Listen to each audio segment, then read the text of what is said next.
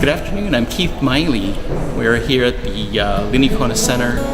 It is the Hawaii's Woodshow 2016, and today's the close of the day, so things are wrapping up. The thing that inspired me to be a woodworker was that wood is alive, and it's a gift that keeps on giving, and it's just fun to work with. It's a great media. I carved some pieces when I was 8 or 9 years old, and that was pretty much the start of me being interested in carving. And recently, as recent as 2006, Solomon Apio, who's one of my teachers, really motivated me to get busy and do some things. And this book that I brought here with me, Hawaiian Sculpture, was the inspiration for these two pieces. This is a known piece that's actually in a private collection in New York. So this is one of my motivations. This is a piece that won the sculpture prize this year, and I was fortunate enough to make it. There are two keys or support human figures that are carved. One is made out of ko, the other one is Maile, and it took me about 9 months to carve each one. They're carrying two ihe, or the short throwing spears, and the spears are made out of eucalyptus, and they took me several months each to make. So this is the composite.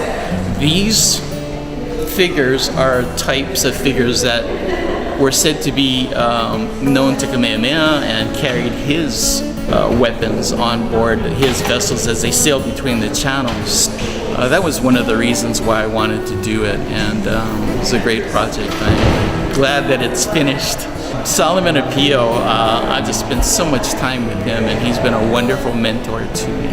Well, I did start with cultural things. In fact, the first thing I carved, it was a gourd that had all the stuff flying out of it with the drapes out of the bottom. So it was like a war gourd, and I carved that on a piece. That was the first piece I carved, so I guess I've always been interested in carving traditional things. Here at the show, I have an ukulele, and it's quite rare. I've never seen a K-O-U ukulele, and this ukulele is all pretty much made out of coal.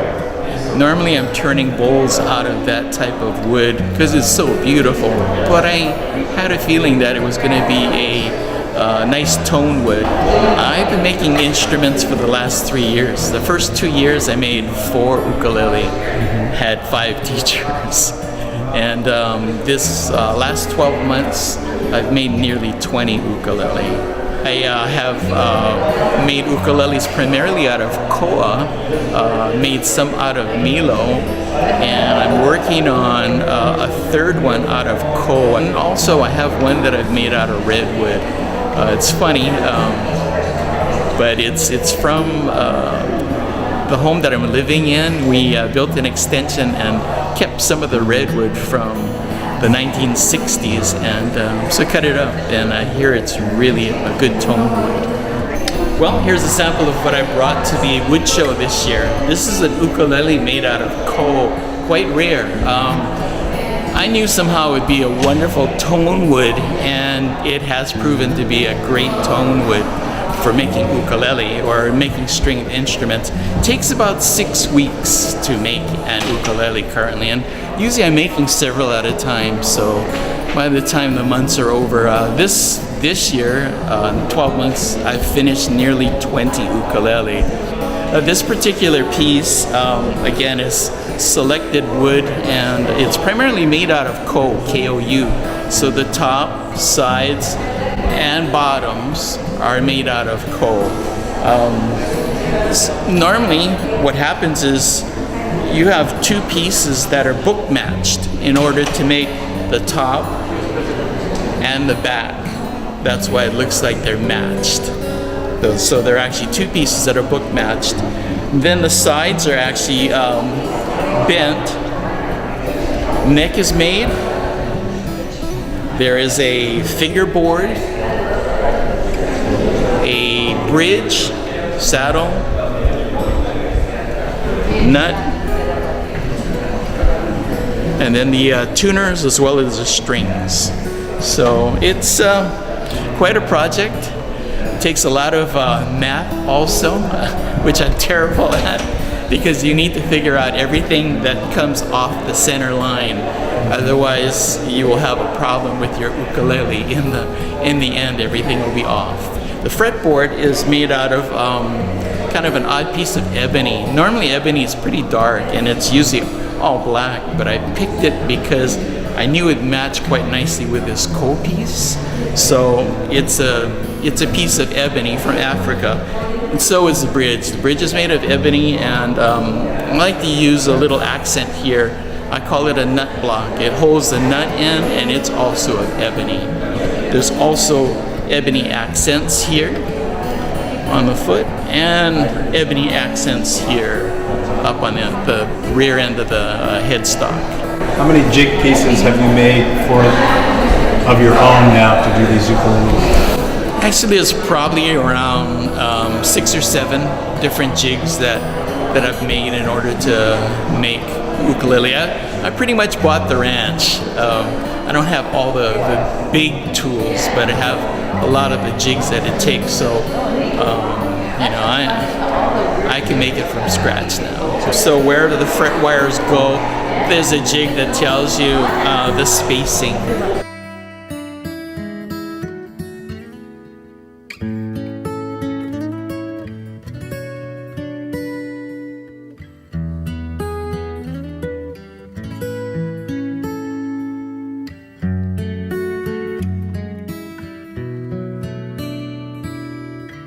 The routing usually has to deal with this rosette. This rosette is actually made out of PowerShell, so it comes from New Zealand, and normally this hole isn't here. There's a smaller hole that the router fits in, that way you can make a really nice circle. And then you can fit the cut pieces of PowerShell into the slots, and it's quite fun to do. It's one of my favorite parts of building the ukulele, putting in the rosette. It's a simple rosette, but it's one that accents the sound.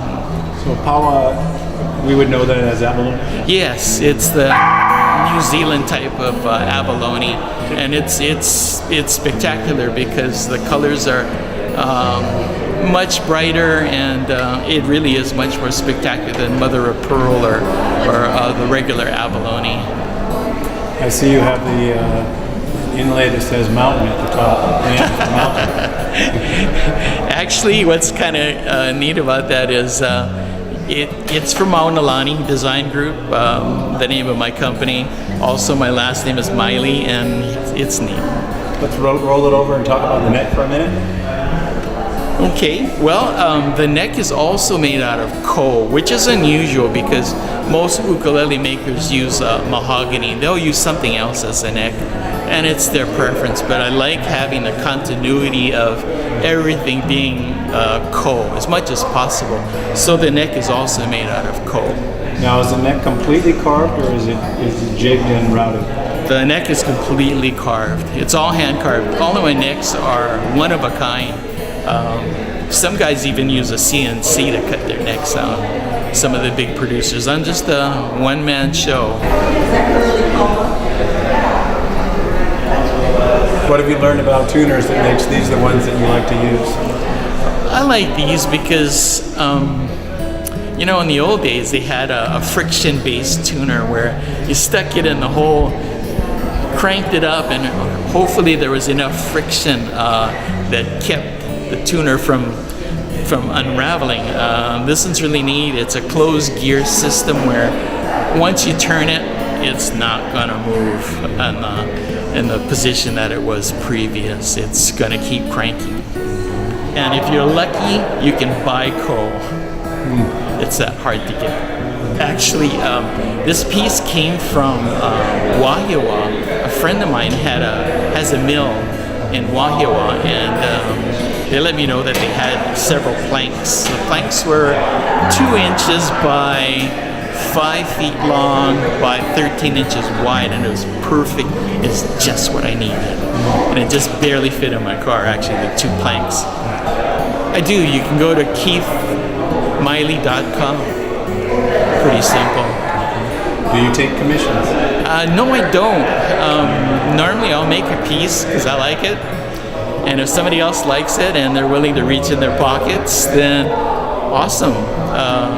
But right now I'm not taking commissions because it can be a little too complicated. I like making stuff that I like, and so far it's worked. So what are you working on now? Currently I'm working on more ukulele, and I'm working on some Maile or weapons. I do want to say mahalo nui loa to Kyle Metcalf, who's shooting this. Kyle's been a friend of mine for a long time, and I really appreciate it. Thank you for taking time out of your busy day and schedule to come meet with me today. Hello.